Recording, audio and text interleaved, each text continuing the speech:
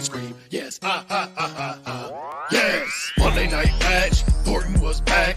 Yukimoto yelling out Joey to trap. Dropping every dime, sends money line. Don't leave me hanging with the unanswered fine. God damn, look at daddy, he dazzled with the deflection. Freddy looking over his shoulder like he needs witness protection. Matthew sweating while the tissues thanks to his new daddy issues. Forget the fashion faux pas, nice and hippie getting issues. All blasting plus, call them laser discs. Touch the risen from the stock, call them shots and flicks. Madison, tape to tape, VHS box set. Stuck out 2 shades B-sides in our cassette deck. Deep step, looking wider than an IMAX screen. Send staff on a budget made for TV. Chef Atik and Morgan Riley call that DVD. DJ vibing on the bench, burning big CDs. Fans is in his team, but you can cure our disease. Call the doctor, call an ambulance, but it's not for me. Where the sickles were despicable, and that's why we scream. Yes, yes, his fans is in his team, but you can cure our disease. Call the doctor, call an ambulance, but it's not for me. Where the sickles were despicable, and that's why we scream. Yes, yes. Leafs lose, let me hear ya, ha ha ha. Habs lose, let me hear ya, ha ha ha. Soup crew, let me hear ya, ha ha ha. Chili stew, let me hear ya, ha ha ha. Spartacat, let me hear ya, ha ha ha. Martin Havlat, let me hear ya, ha ha ha. Mark Mathot, let me hear ya, ha ha ha. If it ain't sicko talk, it's just blah blah blah. DJ, take your head and shake it. We can finish in the basement, dress the kids and keep them playing. That's all that's in Twitter saying. We just want more Sussacos, skating pucks from coast to coast. If we wanna watch it dub, we'll subscribe to Crunchyroll. Well, let's just make one thing clear: winning must begin next year. Cause then we'll be standing here, sporting our Sicko gear, living through your window panes, tackling through every game. Go Saints, go! Fans is his team, but you can cure our disease. Call the doctor, call an ambulance, but it's not for me. Where the sickos were despicable, and that's why we scream. Yes, yes. Hello, everyone. Welcome to a brand new episode of the Sens Hour podcast. It's Shane. And today's episode, we don't have Derek due to work conflict schedules, unfortunately, but we are joined with Neil from the Devil's State of Mind podcast. And I hope you all enjoyed that little intro. We shout out to James for letting us use it. It's a fantastic song to talk about what's going on with the Sens. Neil seemed to like it in the back room. I did. I thought it was really catchy. No lie. Hey man, Sens sickos all the way. That's kind of, we had the pesky Sens, we had the hamburger run. Now we're the Sens sickos. It is fantastic. That is we awesome. will be having James on in an episode in the future, so you will want to stay out with that. But we'll get right into it. Devils, Ottawa, both struggling right now. Ottawa coming off of a 6-3 loss to Calgary. And Devils played this afternoon and lost 3-2 to the Washington Capitals. Yep. Just a lot of bottom feeding right now, which I think everyone expected. Let's be honest. I don't think anyone expected either team to be high in the standings. Right. But we were talking before the break, and it sounds like you're more frustrated about the Devils than Senators have with the Sens right now. And it's kind of funny to see, honestly. Yeah, well, I mean, this is the thing. And I have ruffled some feathers with a lot of other Devils fans because I've said this, but I'll be as bluntly honest as I can be. This is the same shit that I've seen for the past, 5 or 6 years. A lot of shit has not changed. We are not as aggressive as we can be with the talent that we actually have, and our defense has been lackluster, particularly, as I've mentioned before, PK Subban. This guy has been absolutely terrible on the defensive side. He really has been. And it's amazing how far his talent has dropped off, and he has consistently been a liability. But the thing that upsets me the most is the fact that there are too many times where we come out and we're flat. We're not doing what we need to do, and we're giving up way too much space for these other teams to do whatever they want. And no wonder our penalty kill is by far the worst in the National Hockey League. We just allow everybody to do whatever they want. Take as many shots, make as many passes. And the saddest thing, Shane, is this. Our team is the worst when it comes to understanding the fundamentals of hockey. We don't pass the puck well. We don't shoot the puck well. We don't do a whole lot well. And now you're seeing Blackwood not having some good games because he's tired, and he's getting way too many shots, and he's playing too many games in a row. And this is what I was worried about. And I don't get why we don't play Aaron Dell. This would have been a perfect time today to play Aaron Dell on a back-to-back. But For some reason, we chose not to, and we played like crap. Oh, and by the way, just because everybody wants to laugh, the Devils had not 1, 2, 3, but only 4 shots in the third period. You are down by 1, needing a goal to at least give yourself a chance to get a point at home, and you have 4 shots the entire period. You can't be that incompetent. That to me is very, very frustrating. And look, shout out to Pavel Zacha. At least he's got his 10-game point streak going. Like he's been kicking ass. But other guys like Gusev, Palmieri, PK Subban, other guys like that, they haven't done anything. They get into positions where they're just irrelevant for like 10, 15 minutes. And it's frustrating because when John Hines' bald head was the head coach of this team, all he did was constantly make this team play back on defense, very, very little aggression. And we're seeing that again. And that's where I'm like, I'm starting to believe that it's not coaching anymore. It's that these players just don't really understand like how the game is played nowadays. Like it seems like we're several years behind every other team in the National Hockey League. Hell, even watching some games that Ottawa has played, at least they look like on the power play and penalty kill like a half-decent hockey team. They take shots. They do some stuff. Like the Devils don't do that. And it's frustrating. And this is where it's gotten really irritating. And now we play against the Islanders on Tuesday, and we play back-to-back games against that freaking team across the river. And they better turn it around, because if they don't, we're going to end up being a dead last for basically the rest of the season. And the last thing I want to see this team do is be worse than the Buffalo Sabres, because the Sabres have been atrocious. Oh, man. Atrocious this season. So here's the thing. This is what I've been saying. Ottawa and Detroit were expected to be bad. New Jersey, middle of the pack. You could have given them that, like, they have Blackwood, and they have Heischer and Hughes and whatnot. They could. Well, we had Heischer. You could make an argument that they could have made noise in their division. Buffalo was the team everyone, even myself included, thought that, hey, you have the pieces. You have Hall. You have Stahl. Goaltending is a little bit shaky, but like it's toss-up. You have the defensive pieces. You could make some noise in that division, and they've just shot the bed completely. At least Ottawa and Detroit. Like it's Buffalo.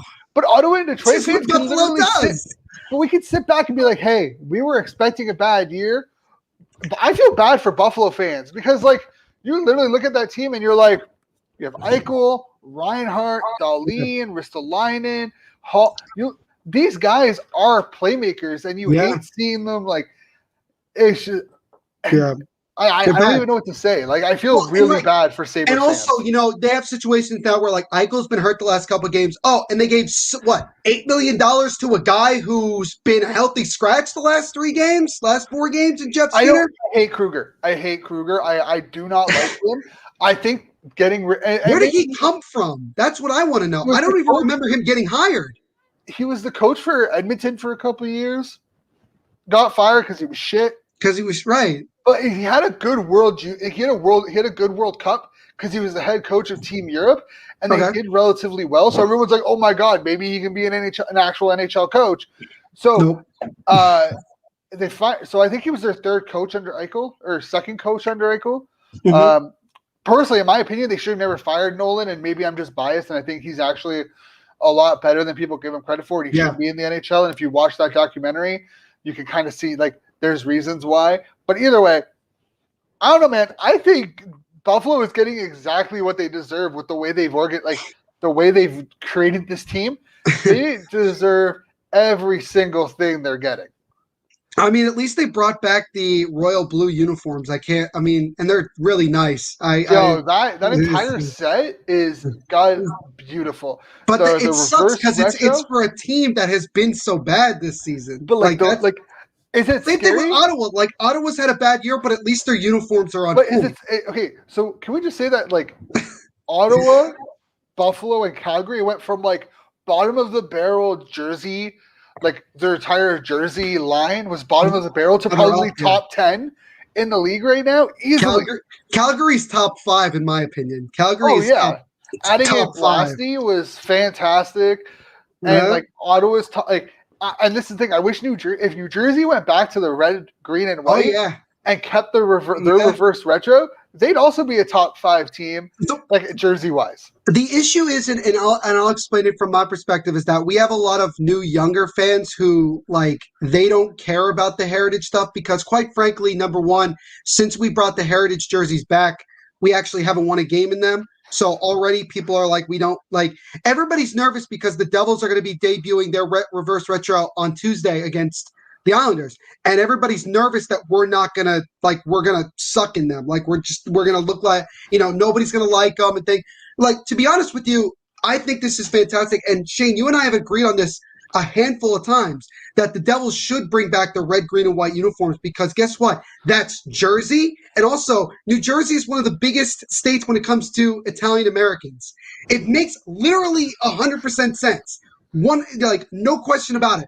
But everybody likes the red and black because it looks cool, looks badass. I get it. We also won 3 cups wearing them. I get it. But you know what? You might as well shake it up a little bit because you are in a new era. And so far, this whole era with Adidas hasn't really worked out from the standpoint of team success. And you might as well change it up because even though obviously Calgary, Ottawa, and Buffalo haven't really had the seasons that they would like, at least they have something that they can latch on to, which is we brought back some classic uniforms with a little bit of a new twist and everybody loves them.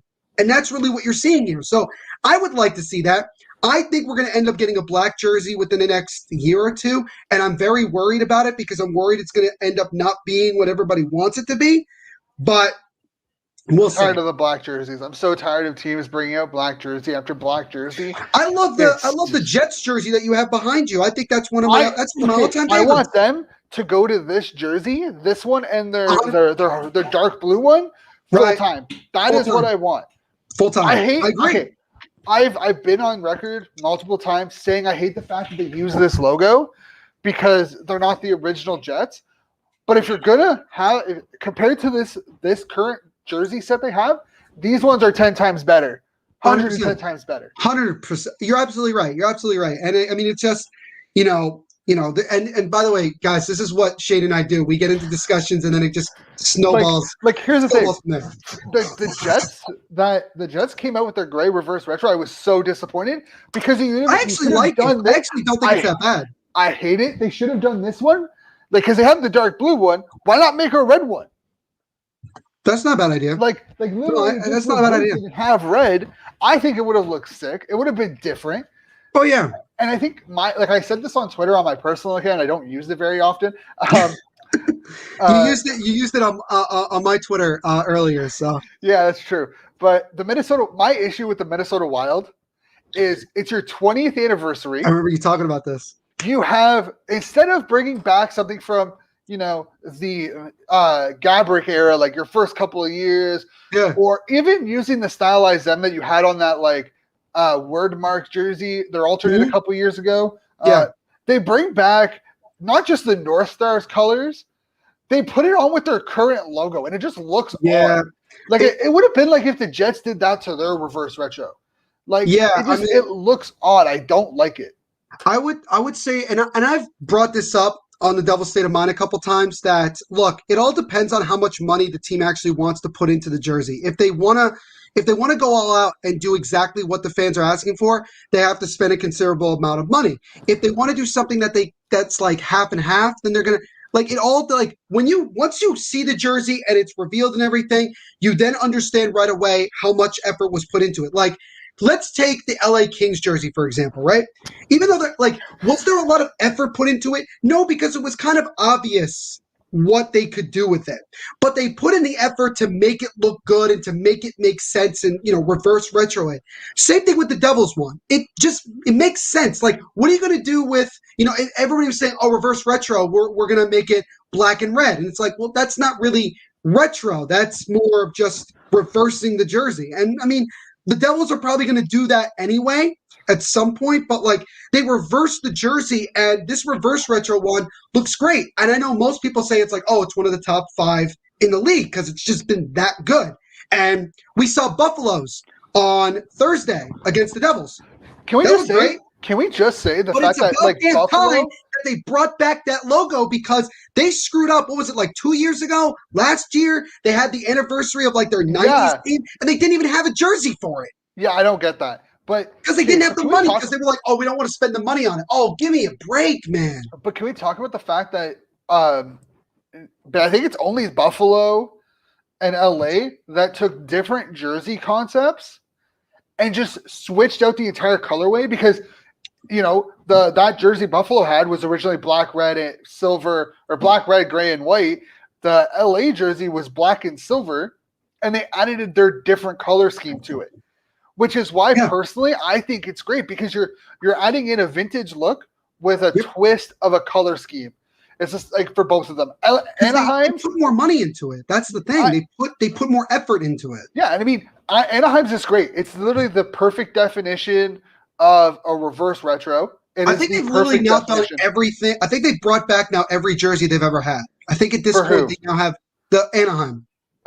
In some capacity, yes. Well, did they bring They back didn't- Did they bring back that maroon one that they had that just said Anaheim on the front and then Mighty No, they Ducks? haven't. They haven't brought that one back. They also didn't bring back their practice jersey looking ones that they had in like the early Yeah. 2000s. They haven't brought those ones back. But outside of that, I mean, yeah, for the most part. Yeah. But I was a little bit disappointed because they just went with a black blasty. They didn't reverse retro anything. Yeah. Edmonton didn't. They didn't really reverse retro anything. They just like there were some teams, but then you have and it Vancouver didn't do as well. very much at all. They just Like- like changed the color, they reversed the colors, and that was it. Yeah, Vancouver. I mean- Vancouver is another team that old jersey, new color scheme from their current colors, which Yeah. looks fantastic. Phillies is kind of a dud. Pittsburgh's is another one that looks really sharp. Yeah, Pittsburgh was Like good. that, the word mark is fantastic, but it's just like you can tell which teams plan on having these jerseys past this year, and which teams were only using it as like a one-of, will only use it 1 year, and they'll be done. Detroit and Toronto were definitely teams that were like, hey, we'll wear this for a year and we'll move along. Right. I mean, one team that I think has done a good job, and Shane, you actually shared it with us on Slack on our group chat, was the Black Lives Matter jersey that the Capitals show. I think it was a practice. Was it a warm-up jersey? It was a warm-up jersey. That should be, honestly, in all honesty, that should be like an actual jersey. Like, I thought that was fantastic. It I was thought it was well great. done. And it makes sense. You're in the nation's capital and all the crazy shit that has happened. It makes sense, and I like that. And I love that the Capitals have been so invested in that area. The Black Lives Matter movement and all those issues, because obviously playing in the nation's capital, it's important to them. And it's I want to give credit to Adidas because I think that they've kind of pushed the envelope more than maybe Reebok did in some ways with jerseys. Outdoor ones, I mean, they obviously didn't do any this year because they kind of just did reverse retro in Lake Tahoe. But Which, I mean, it's fine because they look solid. they still look solid. And I mean, I thought the whole event was great, except, Mother Nature, but it's fine. That's why you don't have outdoor games in the middle of the friggin' day. It doesn't make any sense. It never has. It never will.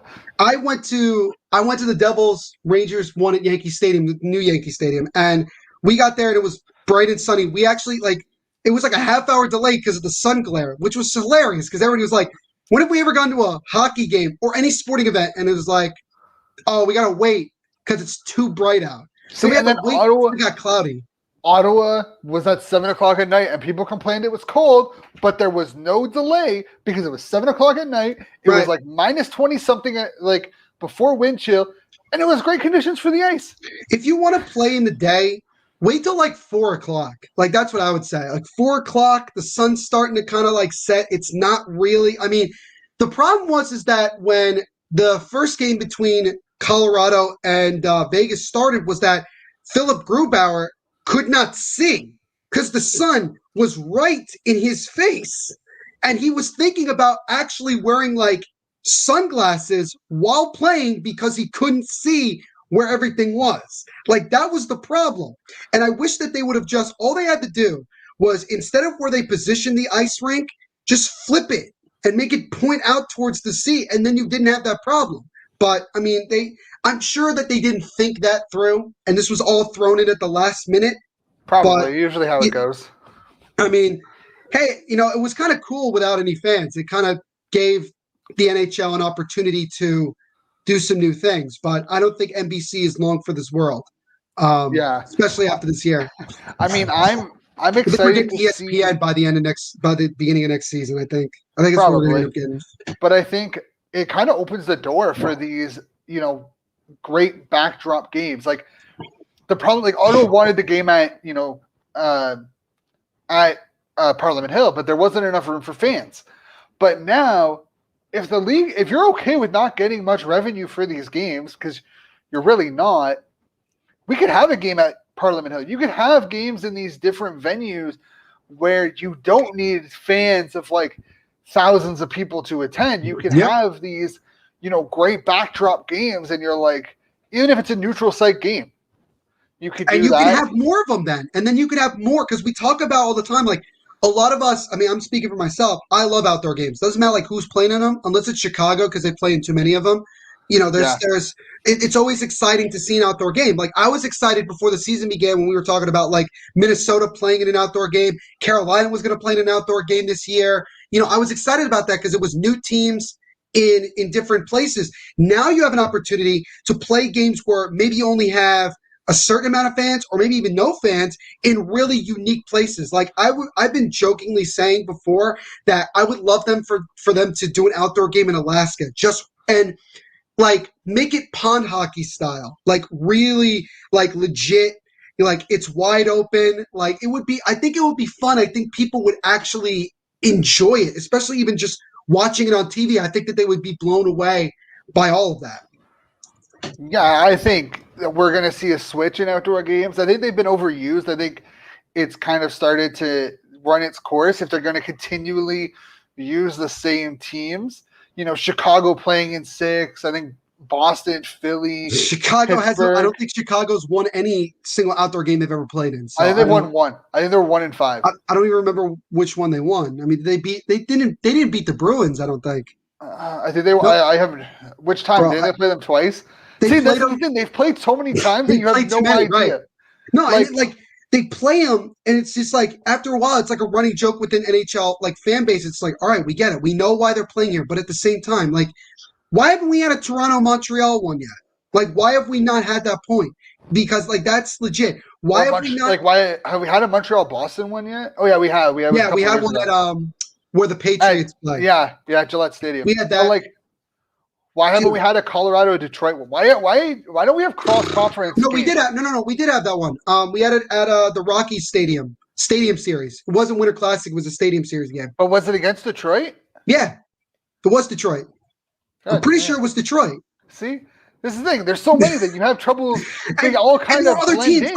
like I've talked to Frank like for the Blue Jackets one. Can the Blue Jackets get an outdoor game? Like, please. How did Vegas get a game before, and it's like San Jose or like this is the thing, like it's in Lake Tahoe. What are we doing here? Like, and here's the thing: if you wanted to have an outdoor game with Vegas playing a rival, play San Jose. I know the Sharks are not good. I get that, but that's been their biggest rival since they got into the league. And those teams don't like each other. And you have a situation where like Evander Kane and Ryan Reeves for like the 3,000th time are fighting each other. Like to say Vegas versus Colorado, I mean, I know that's probably going to be a Western Conference final matchup probably. All about ratings, man. It's all about ratings. No, it would.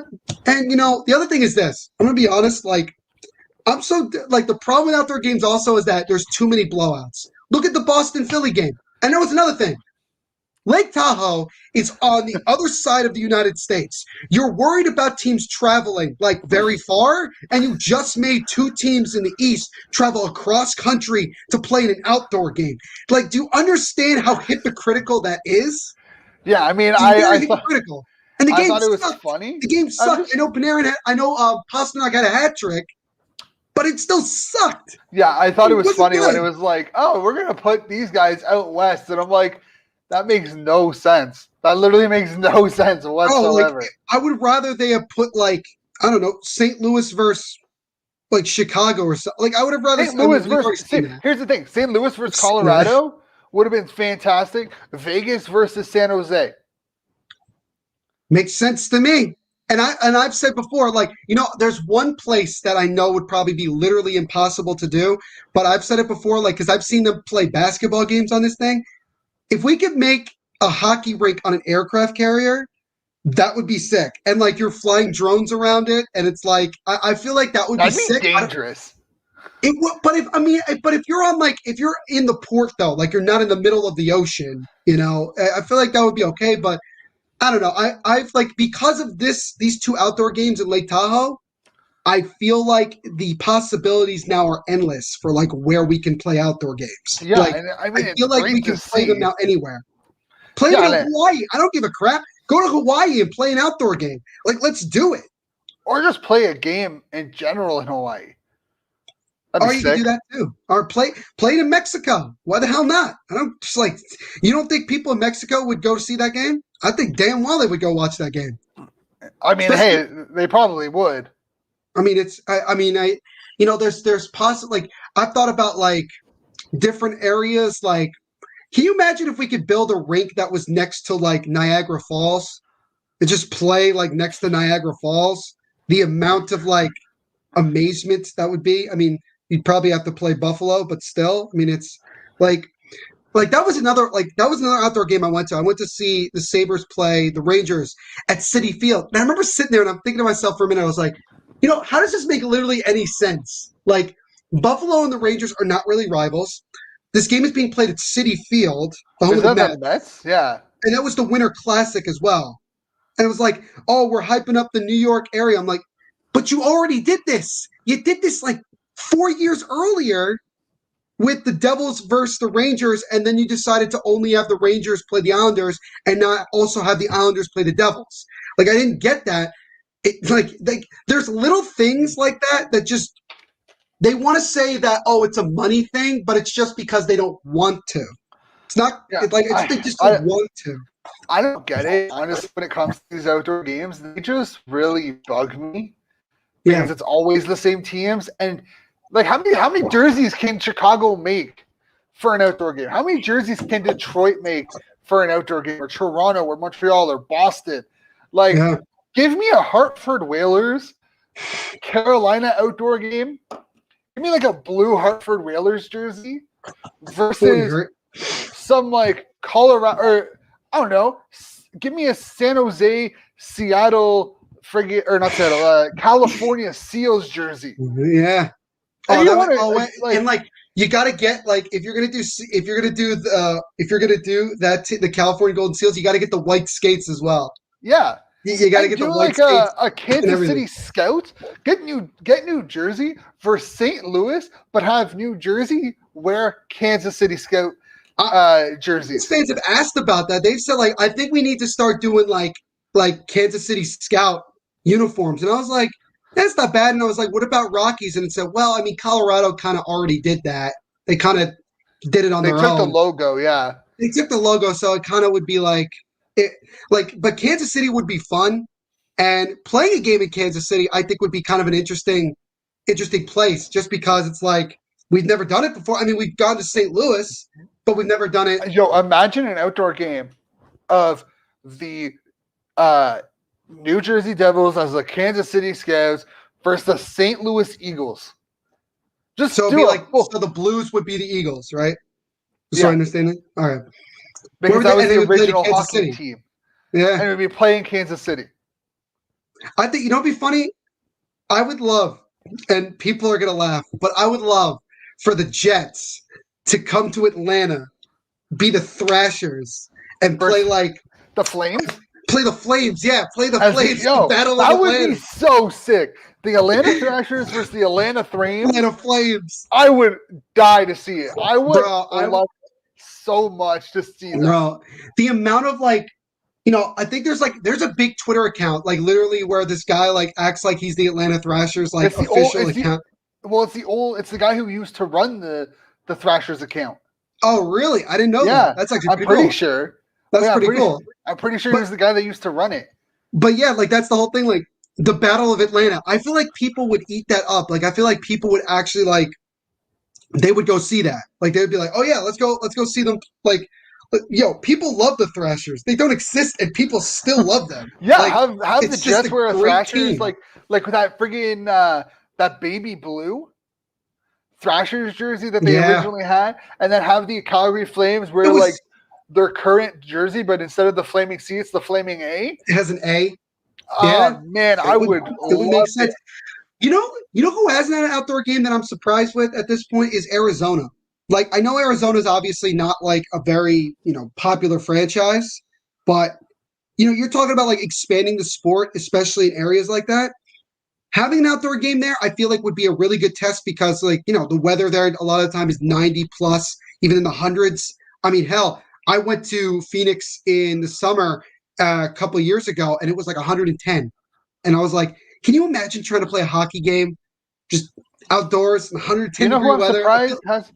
So this is okay. So this one's a little bit frustrating for me because Ottawa's first outdoor game was against Vancouver inside a closed dome stadium in Vancouver.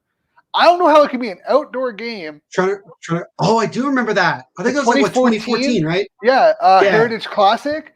It was in right, BC Place, which is a closed dome stadium.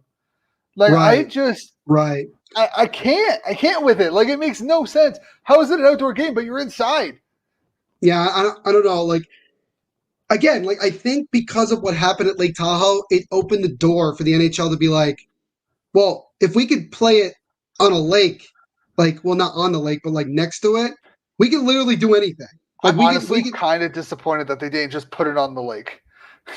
I don't know how they would have done that though. I don't know how they would have. I mean, Well, I was I don't.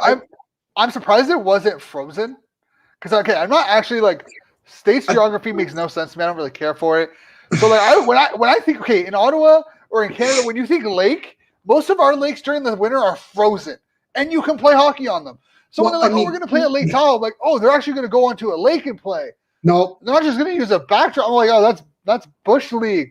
I was disappointed honestly because I was like, That's why I said Alaska. That's why I literally was like Mission Alaska. You know what I mean? Like, let's go to Alaska. It's frozen 90.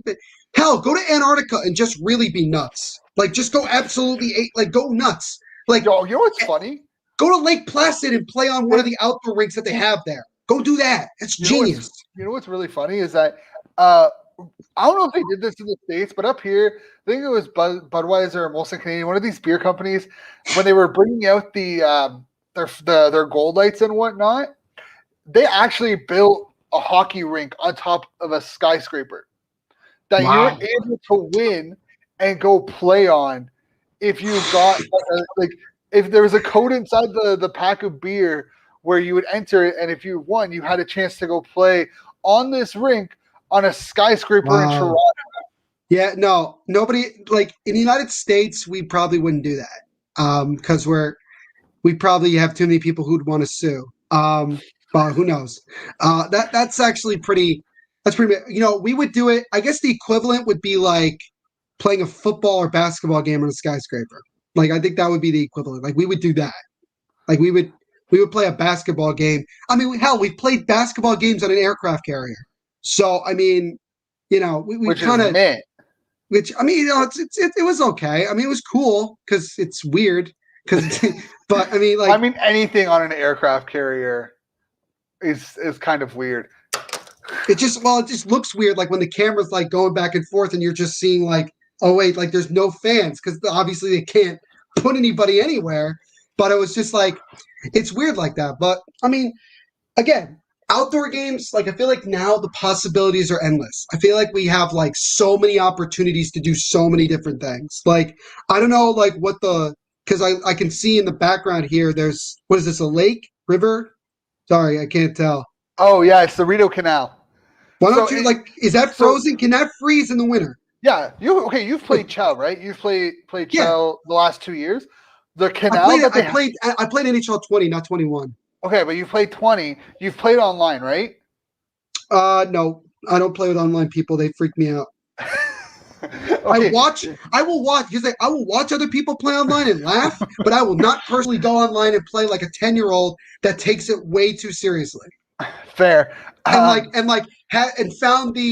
found the one shot from the far right corner that not every single time you shoot it, it just goes in, like the glitch in the game. I don't play people like that. Screw that. That's fair. I've had my Ultimate Team is a joke. There, I said it. That's for sure. But in the game, like if you play drop-ins or 1v1s or whatever, it's outdoors. One of the levels or one of the areas you play is on the canal. So it freezes. Why do I feel like I know that? Why do I feel like? Because I remember it was hyped up. Because it came out in 20 and it was hyped up. People were like, "This is fantastic. This is great. This is cool."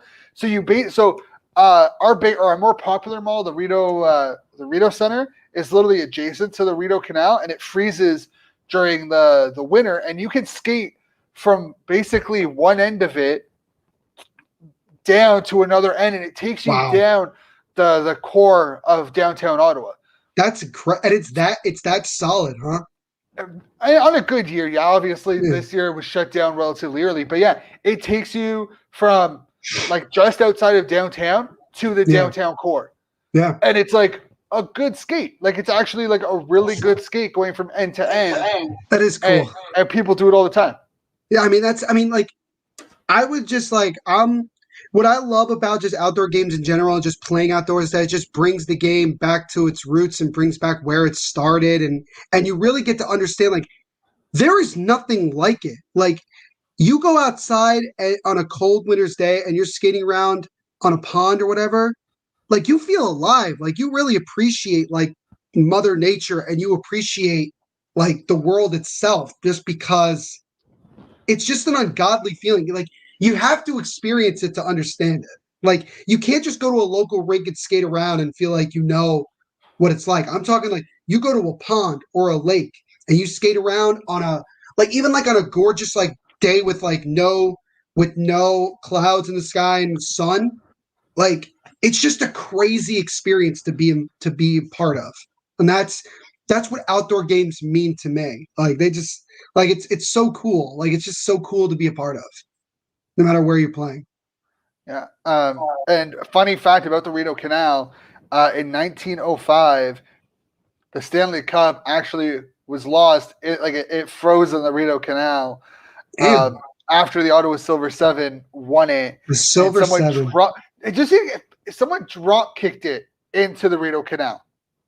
I remember watching this. I think CBC made like a hockey history documentary. I think it was like I think you can go on YouTube and watch it. It's like Hockey, A People's History or something like that. It's like 12-part series.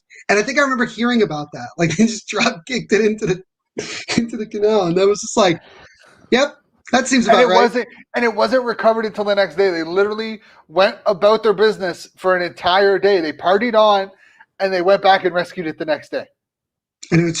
And that was probably before it got like really big. It was probably like this. Oh, big. It was literally just the bowl. Like, it was literally just the top bowl. Right. I mean, that's hockey. That's hockey life. That's the hockey lifestyle, my friend. Like, that's what people do. Yeah, before the Stanley Cup was part of the NHL. The Stanley Cup has seen some shit in its day. Like, there's no question about it. There's a reason why they made a replica of it. They had to. They had no choice. They had no choice. Like, and that's the funny thing. Like, when you see somebody lift the cup, I'm pretty sure that's not the real one. Is it though? Is it the real one? I think that one is the real one. The one that they travel with is the fake one. It's like the replica. So when that day is over, they swap it out. They swap it out, and like, from my understanding, yeah.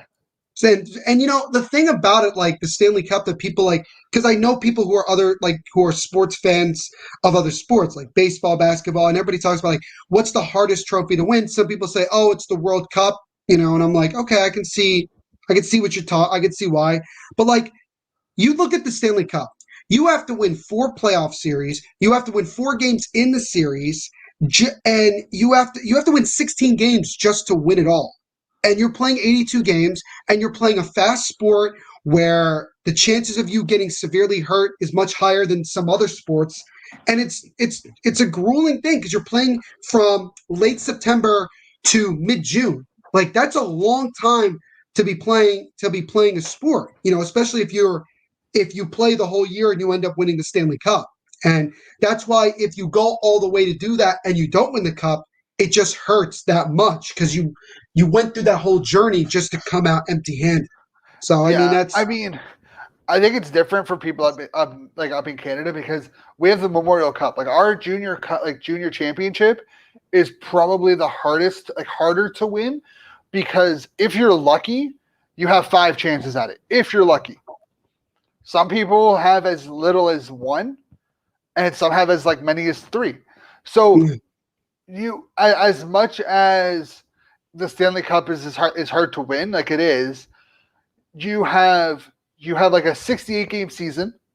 You have 4 rounds of 7 playoffs, and then you have a round robin tournament.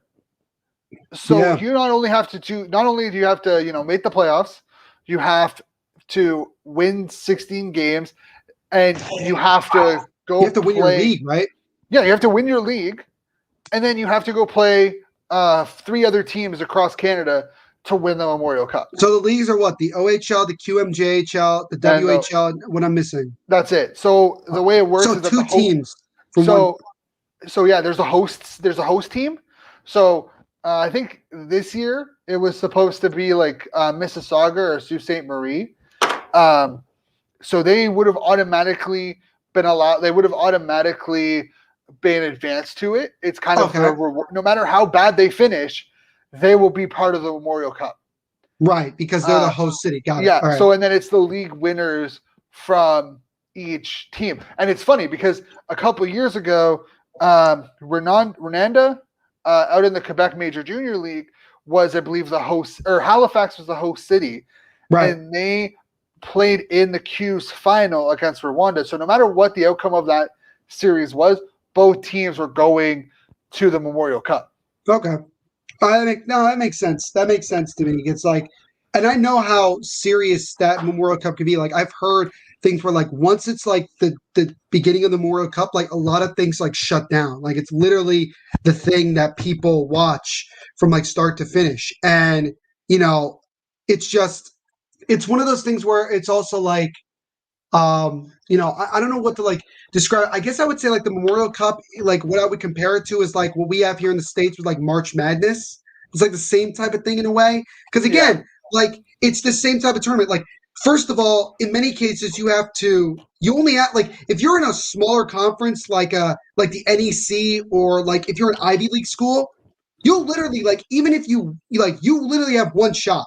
Like you'd have to win your conference, because even if you had like a great season but you finish second in the Ivy League, you might get passed over by 50 other teams because of where you are, and you might not make the tournament, or you might end up making the NIT as opposed to playing in a national tournament. And then it's like that whole grind, because then you get to the Final Four, like like in the Memorial Cup, and then you get to that. So I guess I would say that's the equivalent of it, but I'm sure the intensity is a lot different. I'm sure of that.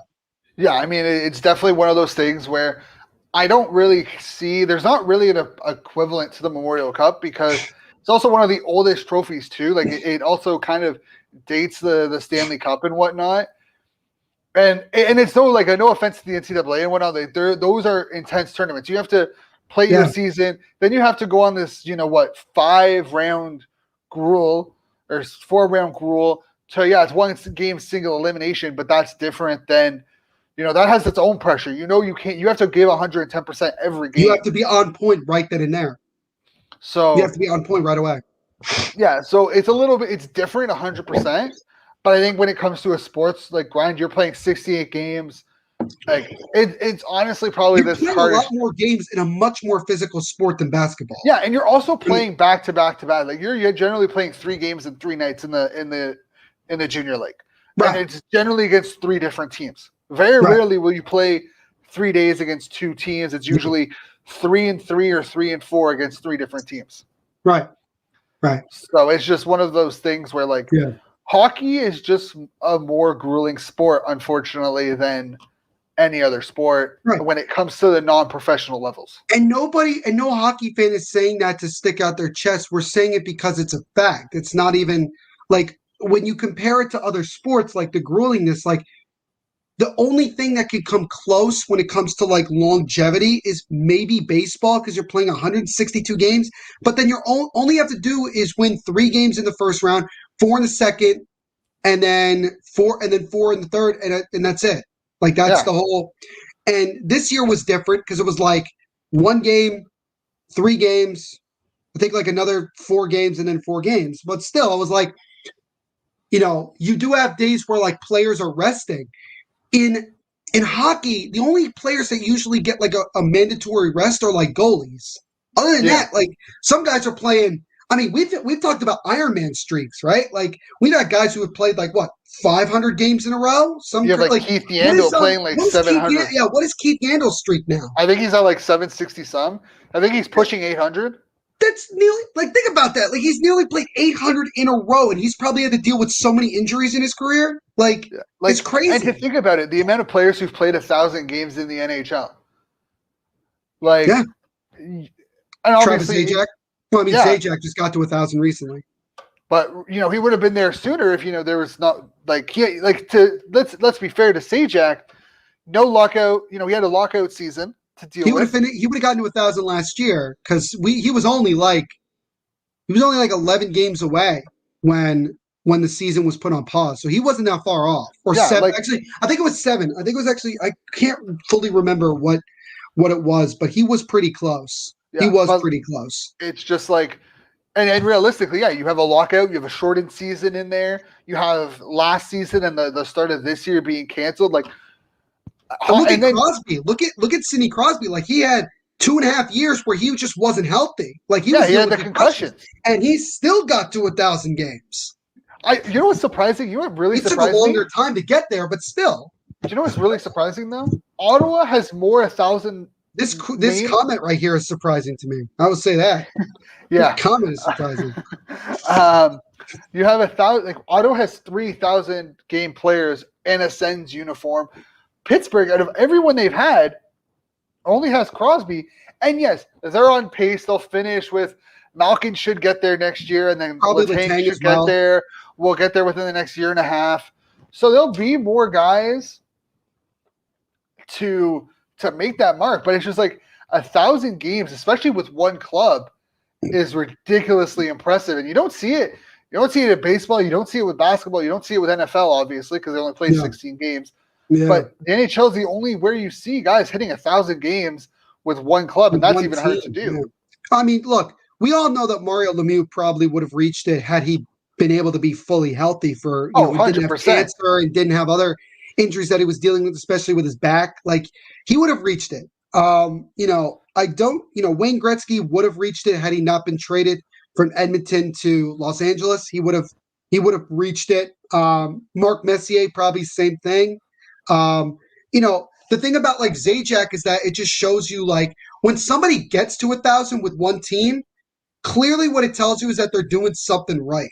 Like they're staying healthy, B, they're being productive enough where they can have longevity, and C, they just have a lot of value to a team, both not only on the ice but off. And even though Zajac is not a massive point getter at this point in his career, he's still valuable in the locker room. He's valuable on the face-off circle. Like, he's valuable still in many different ways. And that is a big reason why the Devils have kept him around as long as they've kept him around, and why he was able to get to 1,000 games with the Devils. Yeah, and I mean, it's not a feat that should be looked at as like, oh, pish posh. Like, it's not an easy feat to do in anything. Like, even reaching 1,000 games. Hell, even I don't think Marty did. I think Marty. Did he reach 1,000 games? I don't think any goalie has. I don't think any goalie has reached 1,000 games. Marty had nearly 800 wins, so he's probably pushing it, or he was pretty close. I'm checking on it. But unless he got to 1,000 games before he went to St. Louis, I mean, he didn't finish his career with the Devils. Scott Stevens, he didn't play his entire career with the Devils. Ken Danico did. He played 1,000 games with the Devils. Yeah. Scott didn't. There's Gomez and Giunta. I don't know about Elias. Elias, pretty sure he played. He did. Pretty sure Elias played his entire career in New Jersey. He played his entire career with the Devils, but I don't know if he reached 1,000 games. That's the thing. I want to say he did.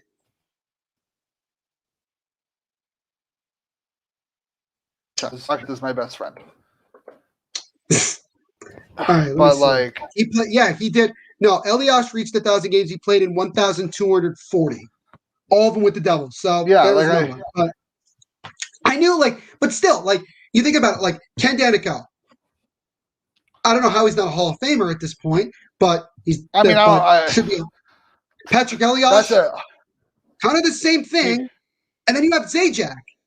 And, I'm not saying Travis Zajak's a Hall of Famer here, ladies and gentlemen, but still, for him, like, I don't know if Devils fans would agree with me, but I've said this. Like, Sergei Brylin, who won 3 Stanley Cups with the Devils and was one of the most important pieces, or, a handful of the many that we had, he should have his number retired. I know that's not a total, like agreeing thing, but I think his number should be turned. And I think maybe Zajac should be given a consideration, considering what he's done. I mean, I know he didn't win a cup. I know maybe if he won a cup, that would have been different. But for him to do the kind of things that he did for as long as he did with one team, I think should be recognized in that way. That's just my opinion on that. yeah. So Brodeur hit 1,000 games. He made. Let me see. He is one of 3 goalies. He hit 1,266 games. He started 1,251 games. There you go. See, that makes sense. He's one of 3 goalies to hit 1,000 games. Because he had 7, I believe he finished his career with 792 career victories. So 691. 691, right. Yeah. So I knew that because he had that many wins, he had to have gotten close or was at 1,000 games. So I knew and look, that's even tougher when you think about it, to play for that, a because goalie. Yeah, you're not playing every day. You're not, even if you're the starter of the team, you're not playing every day. And especially for Marty later in his career, he wasn't playing every day. We had other guys that were playing because obviously he was getting older, but still, it's one of 3 goalies to ever do it. I mean, that's pretty. Who are the other 2? And the other 2 are Roberto Luongo and Patrick Waugh. And the thing is, though, is that he started so many games. Like, he didn't, like, Waugh started 1,003 games, but he played in 1,029. And Luongo started, 1,014, but played in 1,044. So for Brodeur, he started like he only came in relief 15 times in his career. Yeah, that is ridiculous. That was probably mostly when he was still young, when he was still like coming up in the league. But like the thing about it was that Marty, like in his prime, he was averaging like 65, 70 games a season. Like this was before the trend of having 2 good number 1 goaltenders, like having a good goaltending tandem. This was back in the era where you had a dominant starting goaltender and a decent backup. When we had the likes of like Chris Terreri and other guys like that backing up Marty, that was kind of like, that was it. Like, that was the thing. Like, Marty had such incredible endurance to play 60 plus games a season. He had 10 straight seasons of 70 plus games played. That's just what he was. Like, that's just what it was. Like, that was just normal back then. And like, he had 1 year where in 08-09, that's the year he got hurt. Like, I remember that he spent most of the year hurt. I believe that 31. I believe that's when we got introduced to Scott Clemenson. I think so. Yeah. But the following year, the Devils. The following year, he played 77 games. Because again, it was normal. Like, a lot of younger fans will look at that and say, how the hell could somebody allow their goaltender to play that many games? Well, that was normal back in the day. That was not I bet if you go back to like when Marc-Andre Fleury first played in the league, I bet you he had like at least 1 or 2 seasons where he had like ridiculous. Hell, use Henrik Lundqvist. I'm sure Lundqvist at some point in his career, especially early on, played a crap load of games one season where he just was. It was mainly him. You know what's crazy? He had only 5 seasons with New Jersey that he did not register a single point. I believe that. He finished his career with 45 points. Yeah, and he had 4 goals? Something like that. He had 4 goals. Like, well, one of them was legit, like he shot it himself. The other 3 were like the other team knocked it into an empty net because they didn't know what they were doing. Yeah, that was it. He hit friggin' like he played 1,000 games as a goalie, which is hard to do. And he had 45 points as a goalie, which, I mean, I'm sorry, but he had 2 goals and 45. He had 47 points, actually. 47. There you go. Yeah, he had 2 goals and 45 assists. 47. That's crazy. Patrick Wall had 45. He had 45 assists, but no one else has come close. So add that to another list of why, if you want to bring up the Wall-Broder debate. I mean, look, I've brought it up before. If the Devils win the Cup in 2001, if they win Game 6 at home, if the Gomez goal counted, which it should have, if that counted, the Devils win Game 6. Marty has 4 cups, and Wall has 3, and there literally would have been no discussion whatsoever. And I mean, you add in the 2012. 2012. 2012. Look at this. Like Game 6, Devils win that game. There is no way they're not winning Game 7 at home. There's absolutely no way. Devils win that game. They're winning Game 7. There's no question about it. And if they had done that, including 2001, that's 5 Stanley Cups. He's been in 5 and won 3. That's 5. He would have had 5 Stanley Cups. No, there literally would have been zero debate. Because, we could say Dominic Hasek, we all can agree. He could be number 2. He's certainly top 3, all time. If Dominic Hasek was Canadian or American when he came into the league, there is a serious question. There can be a serious debate on where he falls in, the top 3 lists. Right.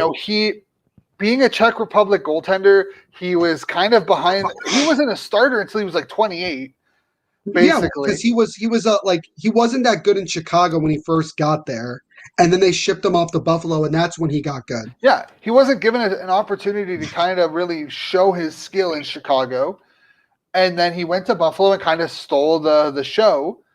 Yep. And you can make an argument. I think he ended up with 2 cups, 2 with Detroit. He won in 2002, and he did win in 2008. So yeah. That's 2. And then you add in the no goal. You add in the no goal Dallas. Okay, there's 3 cups right there.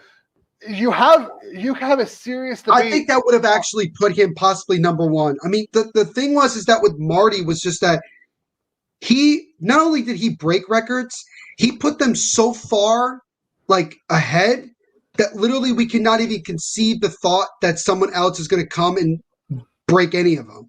There's no one coming. Because look at the way the game is played nowadays. Goaltenders are lucky if they play 50 games in a season. There is no way anyone is touching 691. There is no way. The only guy, and everybody thought that Henrik Lundqvist was going to be the closest, but he the same thing. Fleury is going to be the closest.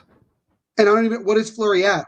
He's at 475. He's at 100 wins with he's Vegas. Literally over 200. He would have to play another 10 seasons, maybe. Well, yeah. I mean, he could fit Fleury depending on what happens. He will finish 3rd in wins. He will pass Ed Belfour at 484 this season because he's only 9 wins away from that.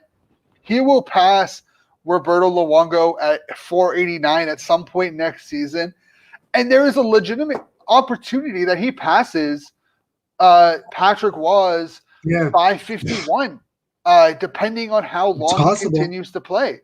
It's possible. He has he could do it. I mean, he has durability. That's the thing. He has durability nowadays. And that's a big thing. And speaking of Waugh, I remember the people in Montreal were considering bringing him in as the head coach in the future, which I was like, have you seen what he did in Colorado? I think you should take a hard pass because it's not he got to the playoffs. He was in consideration for. Oh, he was the type of guy that would pull. What would he do? Pull the goalie with 10 minutes left to go in the game? He would just pull the goalie with okay, no, it wasn't 10. It was 4. And I mean, it worked. But it worked. It did work. It did work because instead, why would you handcuff yourself? You're down a goal. What's the difference between pulling your goalie with 4 minutes left or 2 minutes left? I mean, it would be cool. Just think, it would be cool to see Patrick Waugh be the head coach of the Canadiens, but with the pressure, he understands the pressure already because he was there as the goaltender. And we have to remember, his last game in Montreal, the last time he was associated with the Montreal Canadiens, was not good. Gave up 7 goals, and basically flipped off. Well, not really, but he gave like a celebratory, celebration basically when he made an easy save. And what happened? Like 2 days later, he gets traded to Colorado. So, like, I know fans are not there right now, but like in the future, like if he starts getting booed madly, like, do you think that like Waz just gonna like stand there and just be like cool with it? Like, no, he's No, he's probably gonna gonna turn around and lash like out. he's probably gonna turn around and give him the finger. He's probably just, like I'm telling you, like it would be a massive disaster unless he changes. Or it could be the perfect thing Montreal needs. I still think Kirk Muller should have been named the head coach. I still think they should have kept him. Yeah, Because I what he mean, did, look, I know that Mason said that like their power play wasn't doing really well and like things like that, but look at what Muller did in the bubble when Claude Julien had to leave. He rallied the troops and he got them going. yeah, And Kirk Muller has been in the game long enough where I think he deserves an opportunity. I think he honestly, if he's in the NHL, it's with Buffalo. I could see. Okay, look, and maybe because like he was originally drafted by the Devils. Um, if we fire Elaine Nazardine, which I hope to God we do, the defense is terrible. Bringing in Kurt Muller, I don't think would necessarily be that bad of an idea as an assistant, but not make him in charge of the defense. I would. The thing is, like, we have Dave Rogalski, who's an assistant, and he kind of like does everything. I would shift him to more of the defensive side and try a new tactic and move bring in Kirk Muller and make him more of the guy that helps Mark Recchi on the offensive side. Because Kirk Muller was well known as an offensive type of guy. Yeah. Coming back to New Jersey, I think would be great. And bringing in another veteran type of voice, I think would be beneficial for a very young team that the Devils have. Since we do have the youngest team in the National Hockey League. Do you? I thought Ottawa did. No, we do. We now have the 24 and a half, I believe. Oh, I guess we have a couple of 30-year-olds that probably shift it. Well, you have Derek Stepan.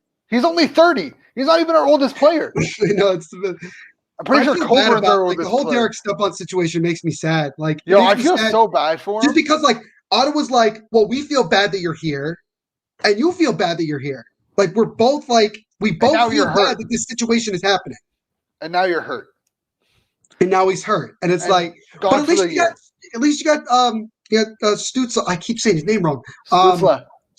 Thank you. Stutzla. You got him. Carlson trade. Thank you very much, San Jose, for that. We will. You want to talk about somebody who's fallen off? Hold on. You want to talk about somebody who's fallen off? Look at Erik Karlsson just go. I figured it was going to happen. It's depressing. It's actually depressing to see how bad he's fallen off. Did you really expect Burns and Karlsson to get along on the not as like individuals? I think they get along great, but I think it's that. Well, here's the thing: when San Jose made that deal, it was another one of the one of the Wilson moves where it was just like, we're trying to win a cup. We are hoping that maybe Erik Karlsson could finally be the thing that like gets us over the hump, right? The thing about it was that he was like kind of a non-factor in the playoffs, except that one goal that shouldn't have been counted in Game 3 in St. Louis. Yeah. You remember that one? Like the one that the hand pass one. The hand pass. Like that shouldn't have counted. Like that wasn't Karlsson's fault. Obviously, he just knocked the puck in the net. He didn't hit it down. But still, like. But the thing is, what do you expect? Most of the time, but was such a non-factor. But what do you expect from a guy who is the guy in Ottawa? He was the guy in Ottawa, and now he's like one of the second guy in San Jose. The funny thing is, like, he wasn't even the second guy. He's the third guy because you still have Vlasic. But Vlasic's on the right even side. At his age, Vlasic is a better defender, all-around defenseman than Erik Karlsson. Yeah, obviously. But you're going to say that you have Burns and Karlsson. You expect two puck-dominant defensemen like them to work that doesn't make any. You can't have That's why you see that when they play, they never play on the same line, same pairing together. It's always Burns is going up with Vlasic, Karlsson is with Ferraro or somebody. But even then, you can't have it because they're so used to being the guy. And now they locked him up to a long-term deal, which once again puts San Jose into this whole thing of like this year with San Jose is now the beginning of the end. This is it. This is it. That window, that 25-year, I'm not kidding, 25-year window where you thought that they would get to the point is now shut. Oh, yeah. Last year proved it. Like, nope, we're screwed. Like, Couture's getting old. Hurdle's getting old. Like, I hate saying it. Like, this is weird to say. Tomas Hurdle's getting old. Hell, even Timo Meyer and Evander Kane are old. Like, yeah, they're all hitting. They're all they're all older than 25. They're all hitting the 30. They're the oldest team. I think they're the oldest, and they keep bringing back Patrick Marleau just so that he can get past Gordie Howe for the Gordie game. Howe, which he's going to probably do because not going to retire anytime soon. No, and it's like the Sharks made a deal with Marleau like 4 years ago that every offseason, every trade deadline, they might trade him for literally nothing, and then in the offseason they'll bring him back and they'll do the same thing again. And they did it the last 2 seasons. Like, they literally got to the trade deadline and then they traded him. Like, they traded him to Toronto, and that didn't do it. And that didn't, and he ended up coming back to San Jose. They trade him to Pittsburgh, and he comes back to San Jose again. Like, who's to say he might not get traded again to, like, Colorado, right? Like, some random team. And just, like, that's what I'm saying. Like, but I think San Jose, I think their window is closed now. I can't see them getting any. And Bob Boutner, you think, like, Boutner's going to, like, do something? Like, I don't know. No, this team's all gone to waste. It would be funny, though, if you could get, like, Gerard Gallant to, like, come to San Jose and just, like, totally screw it up. Like, just bring the rivalry back, but just the opposite way. Yeah. I mean that the Gallant thing's a discussion for a different episode. We're over the hour marks. We're going to be wrapping it up. Thank you, Neil, for coming on. We're going to have you on again. We'll probably talk on one of our podcasts in the near future. I don't think we talked Sens hockey this entire hour, by the way. No, I don't think so either. I don't think we talked about the Sens at all. Between the Sens and the Devils, not really. It was probably like a 20 minute There wasn't much to talk about. What was there to talk about? Nothing. And this is what happens when we talk. We just get on these rambles of different things. That's why Bayou is glad that he's not here right now. Yeah, because he doesn't want to be stuck at I had Bayou on the Devil State of Mind podcast a couple weeks ago, and he's like, "Bro, I'm just glad that I don't have to be the one editing this episode." I go, "Yeah, I know." I said, "Don't worry." Well, like Shane, you gotta bring myself and Bayou on one time and just easily. Just recreate an episode. We'll make him like the pretend monitor, and we'll just let's go. Oh yeah, especially when we get to the Olympics next year. Just like fucking go, man. Fuck the Olympics. Fuck the Olympics. But again, discussion for another episode. Fuck SodaPod, by the way. Fuck them for bringing that up originally. But anyways, guys, bro, they wanted all the smoke. They wanted. Oh yeah, they're gonna have us on again at some point to do the same. No, thing. like they're gonna hit us up at some point. They're gonna be like, "Oh, we have no ideas. Why don't you just come on and argue about the Wild?" Like they'll make us like argue about the Wild. Oh yeah, it's gonna be hilarious. I think Zach Parise is still good, and you'll be like, "You're absolutely full of crap." Yeah, basically. But thank you all for tuning in. Remember, follow us on Twitter, Instagram, and YouTube. Sens _hour. Follow Neil at the NVP show. If I remember correctly, I'm not actually looking at it. I'm trying to do it off by heart. Do you want me? I could just tell him if that makes skip the book this time. I don't have another half hour on me. All right, it's fine. I mean, I do have a new book since the last time we spoke. No, I said no book. All right, fair enough. All right, so you can follow me on Twitter at THENVPSHOW, on Instagram at NVPQB11, and you can follow the Devil's State of Mind podcast on Instagram at Devil's State of Mind, and also on Twitter at Devil's State, and as well as on Facebook. There you go. And then there you guys go. Remember myself, Shane _Brian97, and Derek at DLeo75. He will be back on our next episode. Don't worry, this was just a minor scheduling issue. Next episode, we're going to talk about fan-controlled football. Oh, yeah. Episode. But thank you all for tuning in. Stay safe. Remember, DraftKings and Customized Sports, you know the deal, all that fun stuff. Same one as last week, ladies and gentlemen. Same one as last week. Oh, yeah. Always. Anyways, guys, we'll talk to you later. Stay safe. The sickest pain, the sickest team, but you can cure our disease. Call the doctor, call an ambulance, but it's not for me. We're the sickest, we're despicable, and that's why we scream. Yes, yes. Monday night match, Thornton was back.